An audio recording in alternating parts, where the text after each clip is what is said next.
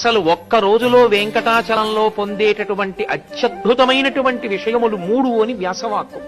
అందులో మొదటిది స్వామి పుష్కరిణీ స్నానం, శ్రీనివాసస్య దర్శనం. స్వామి పుష్కరిణీ స్నానం చెయ్యడం, వెంకటేశ్వర స్వామి దర్శనం చెయ్యడం. నేను ఎక్కడో ఏదో తీసుకున్నానండి ఒక చిన్న నివాస గృహం, అందులో స్నానం చేసి దర్శనానికి వెళ్ళిపోతున్నాను అంటే భగవంతుని యొక్క పరిపూర్ణానుగ్రహాన్ని పొందడానికి అవసరమైనటువంటి 3టిలో ఒకదాన్ని విడిచిపెట్టేసుకున్నట్టే. కాబట్టి ఒక రోజులో ఈ 3 జరిగేటట్టుగా చక్కగా ప్రణాళికా నిర్మాణం చేసుకోవాలి. యాత్రకు వెళ్ళినప్పుడు స్వామి పుష్కరిణీ స్నానం దొరకమంటే దొరికేది కాదు.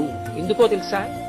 కొన్ని లక్షల మంది పర్వతం మీదకి వెళ్ళొచ్చు, కొన్ని పదుల మందే పుష్కరిణిలో స్నానం చేస్తుంటారు.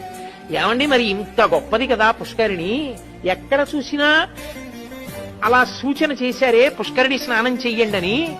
ఆఖరికి ప్రసాదం కవరి వెనకాతల కూడా ముద్రణ చేశారే, మరి ఎందుకండి స్వామి పుష్కరిణిలో అంతమంది స్నానం చేయరు, అన్ని లక్షల మంది ఎందుకు వెళ్ళరు స్నానానికంటే ఒక్కటే కారణం, అంత గొప్ప ఫలితాన్ని వీడికి కట్టబెట్టేయచ్చా అన్నది చూస్తాడు పరమేశ్వరుడు.